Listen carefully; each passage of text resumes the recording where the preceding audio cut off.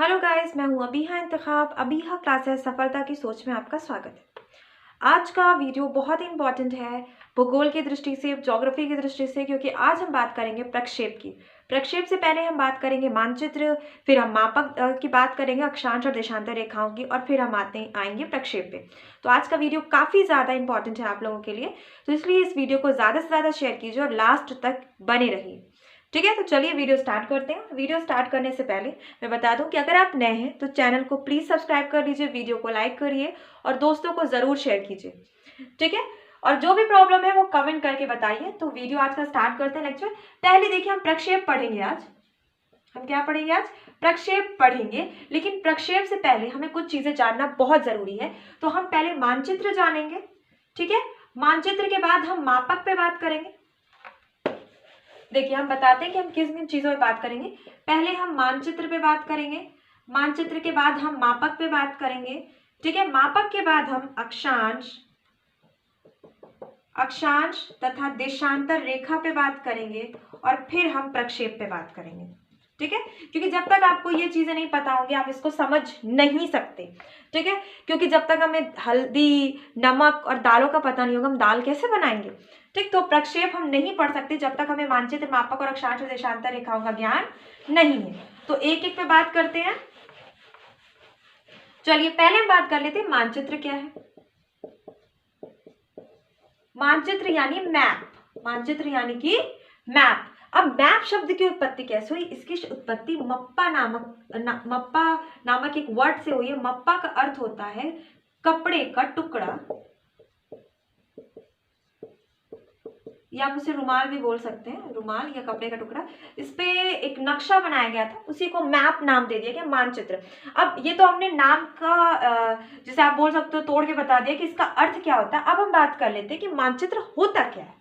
ठीक है, नाम का अर्थ बता दिया, अब हम बात करते हैं मानचित्र होता क्या है। तो मानचित्र होता है पृथ्वी या उसके किसी भी भूभाग, पृथ्वी या उसके किसी भी भूभाग का, किसी भी भूभाग का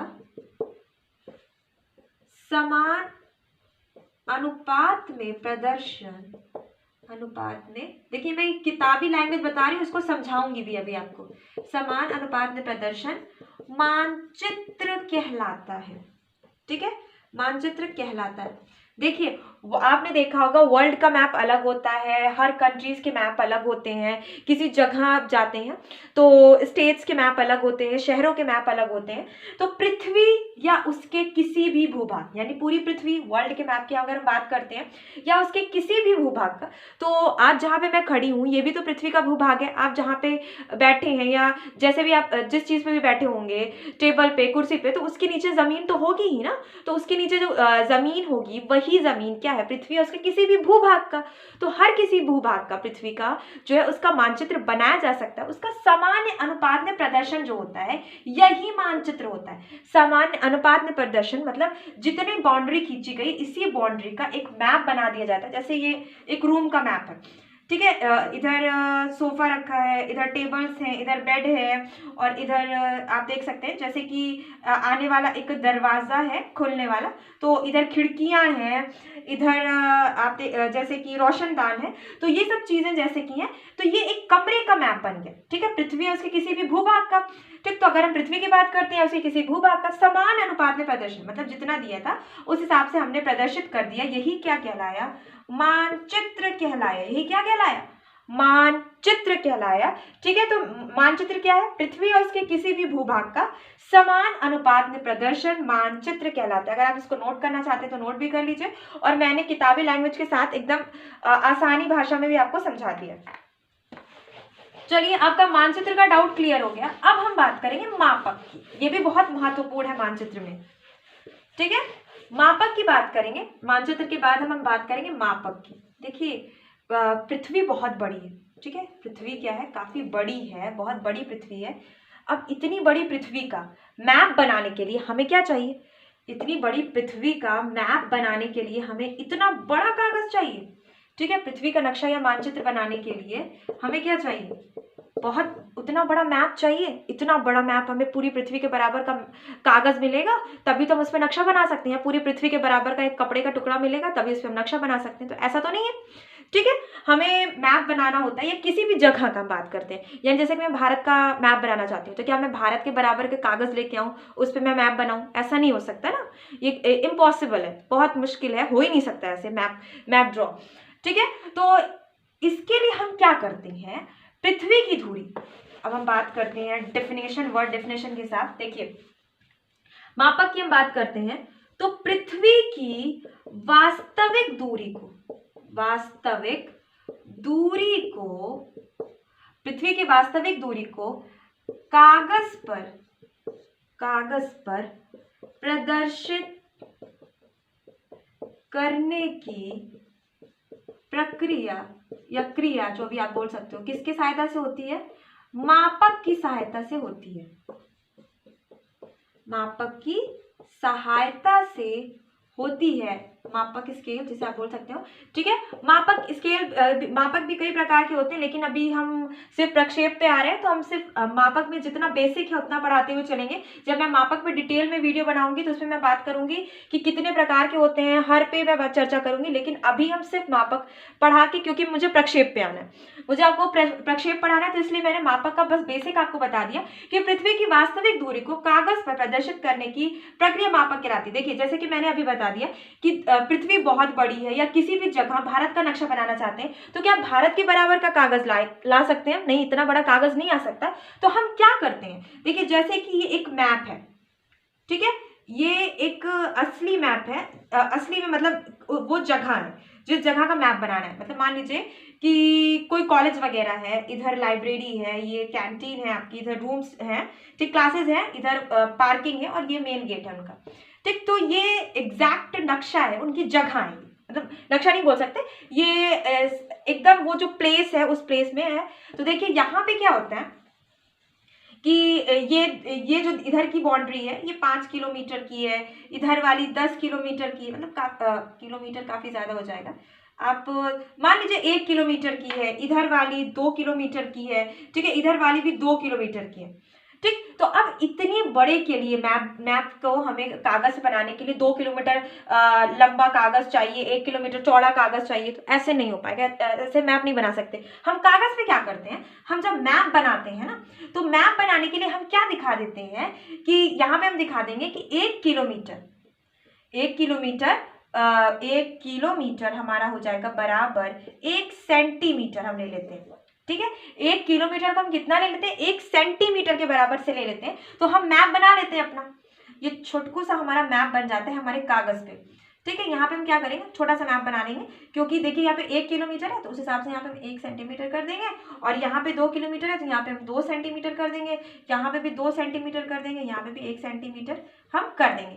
ये हमारा कागज पे जो मैप बनेगा। लेकिन जब हम स्केल बनाएंगे तो स्केल के तहत हम ये दिखा देंगे कि हमने कितना लिया है, ठीक है, कितना हमने लिया है, ये ही मापक होता है जो हमें पृथ्वी की वास्तविक, अब देखिए पृथ्वी की वास्तविक दूरी ये थी, उस स्थान की, उस भाग की वास्तविक दूरी 2 किलोमीटर थी, 1 किलोमीटर थी, 2 किलोमीटर थी, लेकिन जब हमने इसे कागज पे प्रदर्शित किया तो हमने क्या किया, इसको काफी छोटा कर दिया, 1 किलोमीटर को हमने क्या कर दिया 1 सेंटीमीटर, तो उसी हिसाब से 2 किलोमीटर कितना हो गया, 2 सेंटीमीटर हो गया, तो हमने बांट दिया। तो जब हमने मापक बनाया, हमने ये मैप ही मापक की सहायता से बनाया, हमने ये मैप किसकी सहायता से बनाया, हमने ये मैप मापक की सहायता से बनाया, मानचित्र जो हमने बनाया है, ये नक्शा जो बनाया, ये मापक की सहायता से बनाया, क्योंकि देखिए पृथ्वी पर ये 2 किलोमीटर है और इधर का 1 किलोमीटर है, इतना बड़ा कागज हम ला नहीं सकते। तो हम क्या करते हैं कि जहां मैप बनाते हैं वहां नीचे एक स्केल बना देते हैं, स्केल के जरिए हम दिखा देते हैं कि हमने 1 किलोमीटर को 1 सेंटीमीटर के बराबर लिया है। तो जो भी व्यक्ति इस नक्शे को देखता है वो समझ जाता है कि इसकी एग्जैक्ट दूरी यानी असली दूरी, जो वास्तविक दूरी है पृथ्वी पे, वो कितनी होगी। ठीक है, तो मैंने मापक आपको यहाँ पे एकदम क्लियर करा दिया, किताबी लैंग्वेज से भी मैंने बता दिया आपको, और एकदम नॉर्मल लैंग्वेज में भी मैंने आपको यहाँ पे मापक बता दिया। अब चलिए अपनी मंजिल की तरफ हम धीरे धीरे बढ़ रहे हैं। अक्षांश और देशांतर रेखाओं पे हम बात कर लेते हैं, उसके बाद हम प्रक्षेप में आएंगे। ठीक है, तो अक्षांश और देशांतर रेखाओं पे हम बात करते हैं। अक्षांश और देशांतर रेखाएं होती क्या, हमारी जो तीसरी सीढ़ी है, अक्षांश तथा देशांतर रेखा, इस पे मैंने काफी डीपली वीडियो बनाया है जब मैंने भारत का भूगोल पढ़ाया है। ठीक है, मैंने भारत का भूगोल पढ़ाया, तो देशांतर और अक्षांश रेखाओं पे काफी डीपली इसमें वीडियो बनाया। ठीक, अभी मैं यहाँ पे बस कॉन्सेप्ट आपका बेसिक का कॉन्सेप्ट क्लियर करते हुए चलती हूँ। तो देखिए ये ग्लोब है, ठीक है, ये असलियत में ऐसी कोई रेखाएं होती नहीं है, अक्षांश और देशांतर रेखाएं वास्तविकता में ऐसी कोई भी रेखा नहीं होती। देखिए ये वाली जो रेखा होती है यही अक्षांश होती है।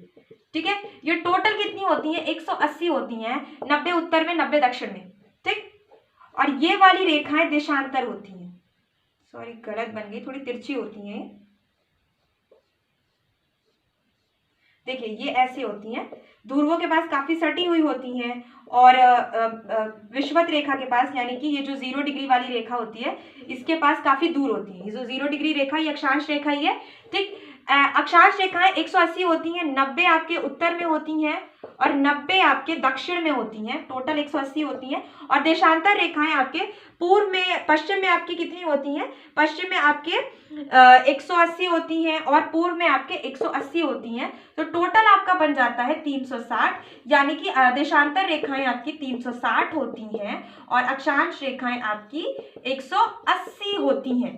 ठीक है, अक्षांश और देशांतर रेखाओं में आपको समझ में आ गया कि जो ये वाली सीधी खड़ी रेखा है ये देशांतर रेखा है, और जैसे लेटी हुई रेखा है ये आपकी अक्षांश रेखा है। अक्षांश रेखा उत्तरी ध्रुव और दक्षिणी ध्रुव के समांतर चलती है, यानी विषुवत रेखा के समांतर चलती है। विषुवत रेखा 0 डिग्री रेखा जो बीच की रेखा होती है इसी के समांतर चलती रहती है, इसी रेखा के समांतर में अक्षांश रेखाएं चलती रहती हैं। और देशांतर रेखा जो ध्रुवों के पास काफी सटी होती है, ये पश्चिम में, पूरब में 180 और पश्चिम में 180 होती है, यानी टोटल ये 360 होती हैं। यही अक्षांश और देशांतर रेखाएं कहलाती हैं। ठीक है, अब इन्हीं अक्षांश देशांतर रेखाओं के जरिए हम प्रक्षेप पे पहुंचते हैं। बस हमारी मंजिल आ गई, प्रक्षेप।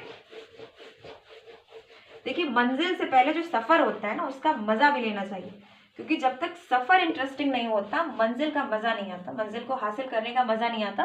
तो यहाँ पे हमारा सफर हो गया मानचित्र का, मापक का, अक्षांश और देशांतर रेखाओं का। अब आते हैं प्रक्षेप पे। ठीक है, प्रक्षेप होता क्या, फिर उसके प्रकार पे हम बात करेंगे। देखिए प्रक्षेप क्या होता है, अक्षांश और देशांतर रेखाओं का जो जाल होता है ना, अक्षांश तथा देशांतर रेखाओं का जो जाल होता है, रेखाओं का जाल, अक्षांश देशांतर रेखाओं का जो जाल होता है उसको हम ग्लोब पे देखते हैं और उसी को कागज पे प्रदर्शित करने की प्रक्रिया प्रक्षेप कहलाती है। कागज पर प्रदर्शित करने की प्रक्रिया क्या कहलाती है, प्रक्षेप कहलाती है। काफी अच्छे से समझिएगा, प्रक्षेप कहलाती है। ठीक है, प्रक्षेप देखिए जैसे कि हम लोग अक्सर बचपन में जब स्कूल जाते थे ना तो एक सेव बनाने को मैम देती थी, तो ऐसे 4-5 डंडीज खींच देते थे, लाइन से हम लोग खींच लेते थे। ठीक है, ये लाइन खींच लेते थे, उसके बाद मैम कहती थी देखिए इस लाइन में आपको ऊपर वाला हिस्सा रखना है, यहाँ पे आपको छोटा सा ये करना है और यहाँ तक आप कोशिश करिए कि सेव आ जाए और इस वाले बॉक्स में आपका क्या आ जाए, पत्ती आ जाए। यही तो करवाते थे हम लोगों को स्कूल में कि एक बॉक्स बना दिए जाते थे हम लोगों के लिए, लाइंस खींच दी जाती थी, उसमें हम लोग को डायग्राम बनाना होता था। तो वो डायग्राम क्या होते थे, एकदम सही होते थे, क्योंकि वो गिन के लाइनें खींची जाती थी, तो उस हिसाब से वो बिल्कुल सही होते थे, कहीं भी ऊंचा नीचा नहीं होता था। तो बिल्कुल यही कोशिश की जाती है प्रक्षेप के जरिए, जो मानचित्र की स्थिति दिखाई जाती है, ग्लोब की स्थिति दिखाई जाती है कागज पर, यही कोशिश रहती है कि एकदम सही आए। प्रक्षेप के जरिए इसको दिखाते हैं, जो अक्षांश और देशांतर रेखाओं का जाल होता है। अब चलिए हम प्रक्षेप के प्रकार की बात कर लेते हैं। ठीक है, रचना की दृष्टि से हम देखते हैं तो महत्वपूर्ण 3 प्रकार के प्रक्षेप होते हैं। पहला होता है हमारा बेलनाकार प्रक्षेप। ठीक है, दूसरा होता है हमारा शंक्वाकार प्रक्षेप, और लास्ट हमारा होता है ध्रुवीय प्रक्षेप। ठीक है, रचना की दृष्टि से 3 प्रकार के प्रक्षेपों में हम चर्चा करेंगे, बेलनाकार प्रक्षेप, शंक्वाकार प्रक्षेप और ध्रुवीय प्रक्षेप। देखिए हमारी पृथ्वी क्या है, गोल है, ध्रुवों के पास से हल्की सी चपटी है। ठीक है, हमारी पृथ्वी क्या है, गोल है और ध्रुवों के पास से हल्की सी चपटी है।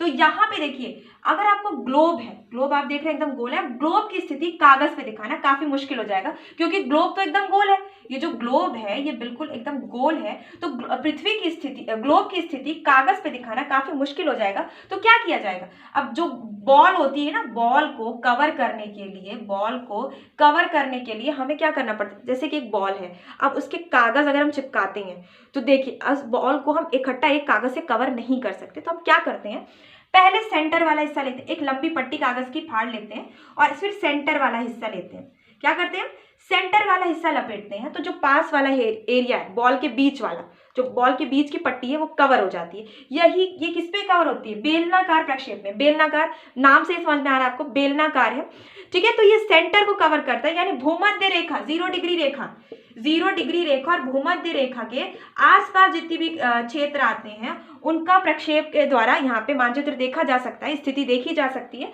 तो ये सेंटर वाला लेता है, ठीक है, बेलनाकार प्रक्षेप।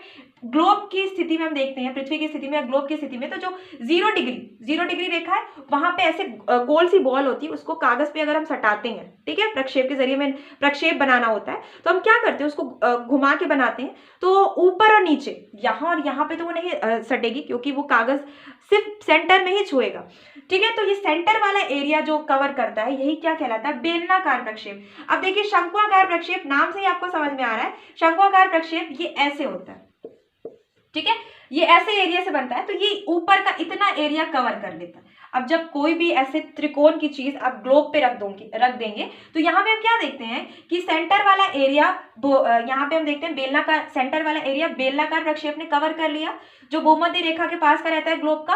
अब हम जब कोई कागज की तिकोनी चीज ऐसे ग्लोब पे रख देंगे, तो वो ये ऊपर वाला एरिया कवर करेगा, ये नहीं छुएगा। ये देखिए, ये तिकोन की जो डंडी है ऊपर वाली, ये हिस्सा इसको टच नहीं करेगी, बल्कि बस इतना कवर करेगी और ये हिस्सा छूट जाएगा, ये हिस्सा, यहाँ का ये हिस्सा छूट जाएगा। तो इतने क्षेत्रों को जो कवर करता है वो शंक्वाकार प्रक्षेप कहलाता है। जो इन क्षेत्रों को कवर करता है वो शंक्वाकार प्रक्षेप कहलाता है, किंतु फिर भी इसके ऊंचा होने की वजह से कुछ स्थिति यहाँ पे छूट जाती है। उत्तरी ध्रुव और दक्षिणी ध्रुव के पास जो स्थिति छूट जाती है उसको कवर कौन करता है, ध्रुवीय प्रक्षेप उसको कवर करता है, यानी एक सीधा सा गोल सा कागज टाइप का रहता है, इसे ऐसे ये प्रक्षेप बनता है, ठीक है, सेंटर वाला जो ध्रुवीय होता है, ठीक है। शंक्वाकार प्रक्षेप की डिजाइन कुछ ऐसी होती है आपकी, ठीक। और बेलनाकार प्रक्षेप एकदम सीधा सीधा होता है, बेलनाकार प्रक्षेप। तो ये तीन स्थिति हमने देख ली कि ये पूरी की पूरी आप ग्लोब को कवर कर रहा है। बेलनाकार मध्य में स्थिति में आ जाता है, शंक्वाकार ये जो मध्य की ऊपर की स्थिति उसको कवर कर लेता है, और ध्रुवीय प्रक्षेप उत्तरी ध्रुव और दक्षिणी ध्रुव के एकदम जो सटा वाला एरिया जो उत्तरी ध्रुव और दक्षिणी ध्रुव है ही उसको कवर कर लेता है। तो यहाँ पे मैंने बेलनाकार प्रक्षेप आपको डायग्राम के जरिए भी बता दिया कि ऐसे होता है, और ये पृथ्वी का जो ग्लोब का एरिया है, ग्लोब का सेंटर वाला एरिया कवर करता है। शंक्वाकार प्रक्षेप क्या करता है, इसके ऊपर वाला एरिया कवर करता है, पर यहाँ पे आपको जो त्रिकोण वाला समझ में आ रहा है, इतना छूट रहा है, इसको कौन कवर करता है, ध्रुवीय प्रक्षेप कवर करता है। तो देखिए जितने इसमें इंपॉर्टेंट चीजें थी जिनसे क्वेश्चंस आ सकते थे, उन सब पे मैंने ज्योग्राफी की सीरीज में चला रही हूँ, तो मैं कुछ भी नहीं चाहती कि छूटे आपके हाथ से, क्योंकि सिलेबस बहुत बड़ा और एग्जामिनर के दिमाग का कोई भरोसा नहीं कहाँ से वो क्वेश्चंस बना दे।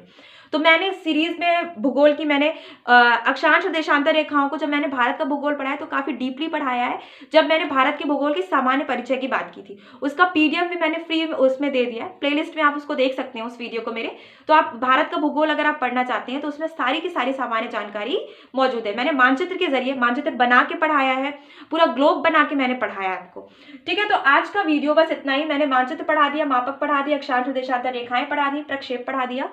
तो इसलिए इस वीडियो को ज़्यादा से ज़्यादा शेयर कीजिएगा, ताकि आपके साथ आपके दोस्तों का भी भला हो सके और इतना अच्छा वीडियो आपको मिल सके और आपकी प्रिपरेशन आगे बढ़ती रहे। तो वीडियो देखने के लिए थैंक यू।